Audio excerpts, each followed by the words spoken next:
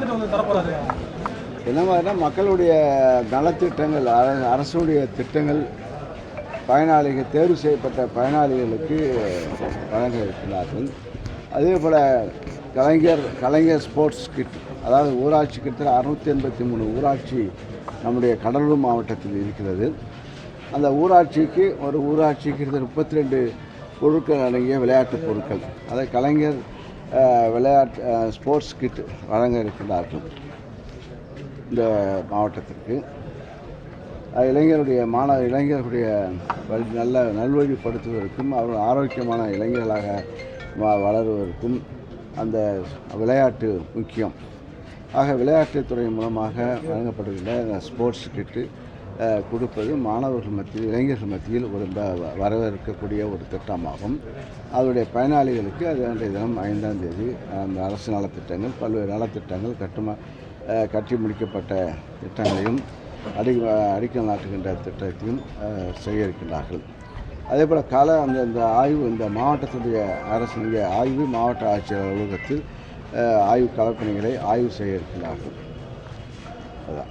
Sir, இப்போ தஞ்சாவூரில் நிறைய மழை பெய்திருக்கனால அந்த மழை இப்போ வந்து மழை ஒன்றும் பாதிக்கக்கூடிய அளவுக்கு மழை இல்லை. ஆக இப்போ இனிமேல் வருவதற்கு வந்தால் அதுக்கு என்ன செய்ய வேண்டும் என்ற நடைமுறைகள் அந்த வேளாண் துறை சார்பாக செய்வதற்கு முதலமைச்சர் உத்தரவிட்டிருக்கிறார்கள். அது காப்பீட்டை பொறுத்தவரை 15ஆம் தேதி வரையில் அந்த காலக்கெடு இருந்தது. இப்போதும் மேலும் 30 நாட்கள் 30ஆம் தேதி வரை நீட்டிக்கப்பட்டிருக்கிறது. அதை விவசாயிகள் அதை தெரிந்து கொண்டு அதற்குள் பதிவு செய்ய வேண்டும். ஏன்னா கால அவகாசம் இவ்வளோ மாதங்கள் கொடுத்தும் இன்னும் விவசாயிகள் அதை சரியாக பயன்படுத்தவில்லை. அதுக்கு மீண்டும் வாய்ப்பு இங்கே இந்த துறையை ஆய்வு செய்யும்போது இப்போ நீட்டிப்பு வழங்க வேண்டும் என்று முதலமைச்சர் உத்தரவிட்ட காரணமாக அங்கே ஒன்றிய அரசுக்கு வேளாண் துறைக்கு அனுப்பி கடிதம் எழுதி இப்போ அனுமதி வழங்கப்பட்டிருக்கு. இது காலக்கெடு 30ஆம் தேதிக்குள் அறிவிக்கப்பட்டிருக்கிறது. அதை பயன்படுத்தி கொண்டு தங்களுடைய காப்பீடு பதிவு செய்ய வேண்டும் என்ற வேண்டுகோளையும் நான் முன்பாக வைத்துக் கொள்கிறேன். இதுமாதிரி தான் தெரியும் கணக்கு, அது அங்கங்கே அதை செய்து கொண்டிருக்கிறார்கள். இன்னும் பெரும்பாலான விவசாயிகள் தங்களுடைய பதிவு செய்திருக்கின்றார்கள். ஏன்னா இப்போ இந்த அளவுக்கு அரசாங்கம் கொடுக்கின்ற வாய்ப்பை பயன்படுத்த வேண்டும் என்ற எண்ணம் இருக்கிறது. இயற்கை அடிக்கடி மழையும் வறட்சி மழை பெய்யக்கூடிய ஒரு சூழ்நிலையும் இருக்கின்ற காரணத்தால் இதை விவசாயிகள் உணர்ந்து இதை முன்கூட்டியே நீங்கள் பதிவு செய்ய வேண்டும். இருந்தாலும் இப்போ விடுபட்டக்கூடாது என்ற காரணத்தால் தான் கால நீட்டிப்பு செய்யப்பட்டிருக்கிறது. எல்லாம் முடிச்சாச்சு. ஏன்னா இப்போ இது வந்து டிஜிட்டல் கிராப் சர்வே பொறுத்தவரையில் என்னென்ன பயிர் அடங்கல் செய்ய வேண்டும். அது செய்யவில்லை என்றால் இப்போ பின் விளைவுகள் என்னவென்றால் இது போன்ற ஒன்றிய அரசு கொடுக்கக்கூடிய நிதி ஆதாரங்கள் நிறுத்தப்படக்கூடிய ஒரு சூழ்நிலை இருக்கிறது. ஏன்னா அவருக்குரிய தகுந்த தரவுகள் கொடுக்க வேண்டும். அதுக்கு டிஜிட்டல் சர்வே, இது மாணவர்கள், இன்னும் சொல்லப்போனால் மாணவர்களுக்கு அவர்கள் செய்யக்கூடிய இன்னும் பயிற்சி, அவர் அனுபவம், அவர் படிக்கும்போது இந்த விவசாயத்தை சார்ந்து விவசாய ஃபீல்டு அவருக்கு செல்லக்கூடிய மாணவர்கள் ஃபீல்டுக்கு செல்ல வேண்டும். ஃபீல்டுக்கு சென்று என்னென்ன பயிர் நடக்குது, அந்தந்த பயிர் என்பதை களத்தில் இருந்து ஆய்வு செய்கின்றவர். அந்த படிப்பு அவர்களுக்கு உண்டு. பாதி நாள் ஃபீல்டு விவசாய நிலத்தில் தான் அவர் இருக்க வேண்டும். அதனால் இப்போ அவருக்கும் ஒரு ப்ராக்டிஸ். அவங்களும் மாணவர்களை யாரும் எதிர்ப்பு தெரிவிக்கவில்லை.